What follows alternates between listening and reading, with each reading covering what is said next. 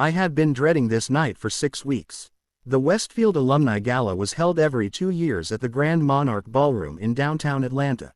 Marble floors, crystal chandeliers, open bar, and every successful person from your past gathered in one room to silently measure how far you had or hadn't come. I had almost not come at all.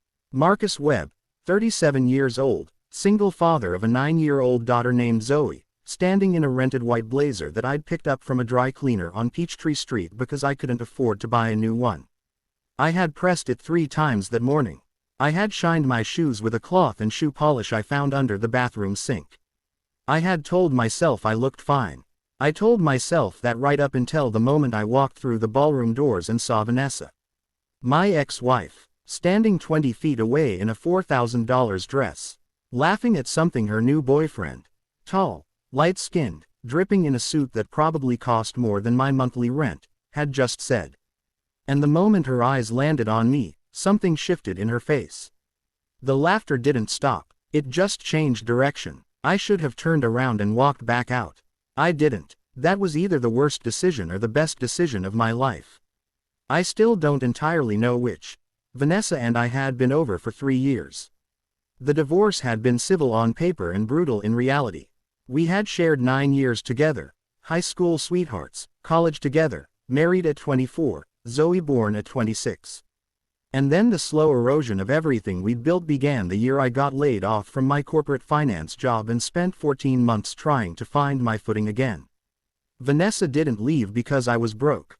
She left because, as she told me very precisely in our mediator's office, she had outgrown the version of Marcus who was content with almost. She had gotten a promotion to regional vice president at a pharmaceutical company. I had gotten a job as a data analyst at a mid-sized logistics firm called Steele & Partners that most people in our former social circle had never heard of. She moved into a condo in Buckhead. I moved into a 2-bedroom apartment in Decatur with Zoe, a second-hand couch, and a budget spreadsheet I updated every Sunday night. I was not embarrassed by my life. I had built something real, something quiet and honest, anchored around my daughter's laughter and her science fair projects and the way she insisted on waffles every Saturday morning. I was not ashamed, but standing in the Grand Monarch Ballroom in a rented blazer while my ex-wife looked at me the way someone looks at a piece of furniture they donated years ago and are mildly surprised to see still existing, that feeling was something different. Marcus, she said my name like a greeting and a verdict at the same time. Vanessa, I nodded, tried to keep my face neutral. Her boyfriend, Derek, I would learn later, extended his hand. His watch was a Patek Philippe. Derek Okafor, he said pleasantly. You must be the ex-husband. That's me, I said. Vanessa tilted her head the way she used to when she was about to say something she'd already rehearsed.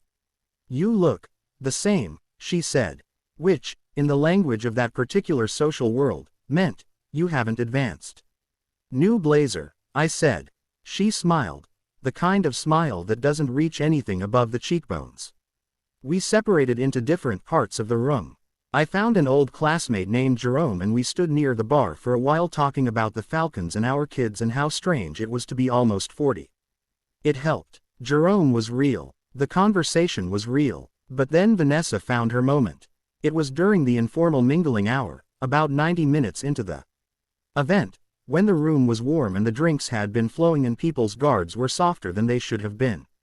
I was standing in a small cluster of former classmates, Jerome, a woman named Priya who now ran a marketing firm, and 2 men I barely remembered from AP history, when Vanessa drifted over with Derek and 2 of her girlfriends. We were just talking about what everyone's been up to, one of her friends said, in the tone of someone who already knew the answer to every question they were about to ask. Marcus is in logistics now, right? Vanessa said. Not to me, to the group. Data analytics or something. That's right, I said. That's practical, she said. The word landed like a small, perfectly aimed stone. Practical, not impressive, not ambitious. Practical, the word you use for a sensible pair of shoes or a reliable Toyota. Her friend laughed. Just a small laugh, behind her champagne glass. Derek looked at a point somewhere above my head. Jerome, bless him, said, Marcus is killing it, actually, but Vanessa was already rolling, the way she always rolled when she had momentum. I just remember, she said, with a nostalgic smile that had no warmth in it, when you used to talk about making VP before 35.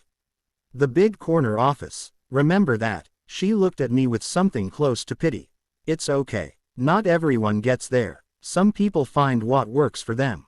The group went quiet in that particular way groups go quiet when someone has been publicly diminished and everyone is deciding whether to acknowledge it or pretend it didn't happen.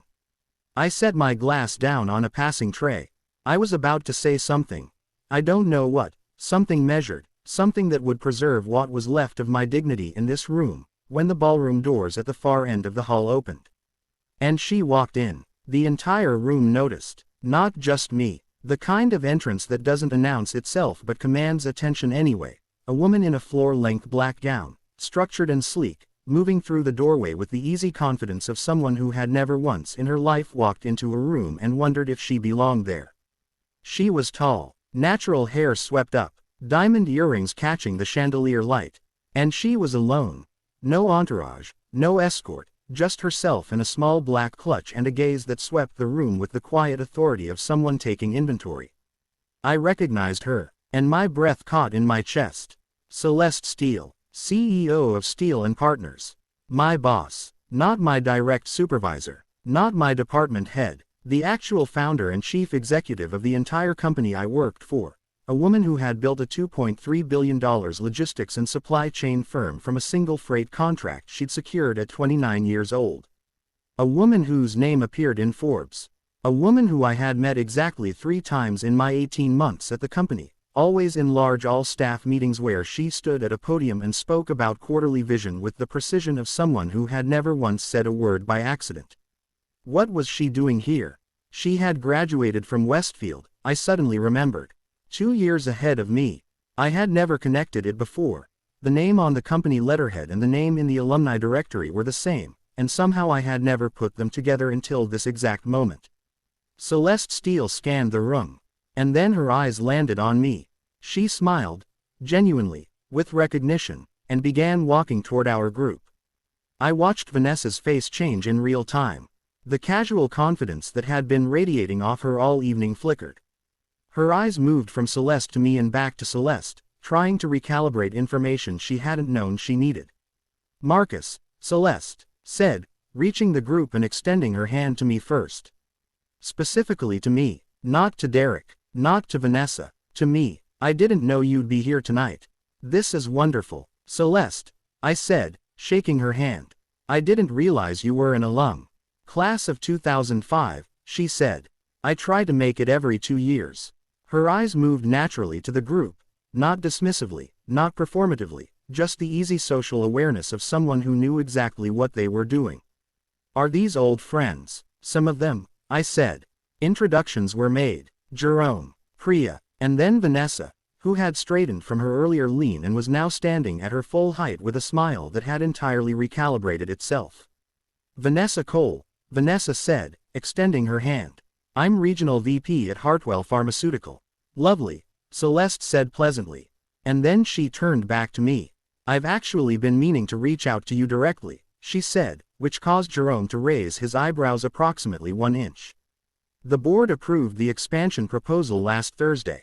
We're opening the Northeast Corridor Division, and I want you heading the analytics infrastructure team. Full relocation package if you want it. But I told them you'd probably prefer to stay in Atlanta since your daughter is settled. She paused. The title is Senior Director. I had HR prep the offer letter this morning. You should have it Monday. The silence from Vanessa's direction was a completely different quality of silence than the one from a few minutes ago. Derek's Patek Philippe watch suddenly seemed less relevant. I started. Yes, absolutely yes. Celeste smiled. Good. I was hoping you'd say that. You've been the most accurate forecasting analyst we've had since the Meridian acquisition. Don't let anyone tell you logistics is boring. It's where all the real money moves. She said this last part lightly, but her eyes swept briefly, almost imperceptibly, in Vanessa's direction when she said it. Almost. She stayed for 20 minutes. She spoke to Jerome about his construction business. She complimented Priya's marketing firm. She was, in every regard, the kind of person who made everyone in a conversation feel seen, while ensuring without ever being cruel about it, that the architecture of the room had fundamentally shifted.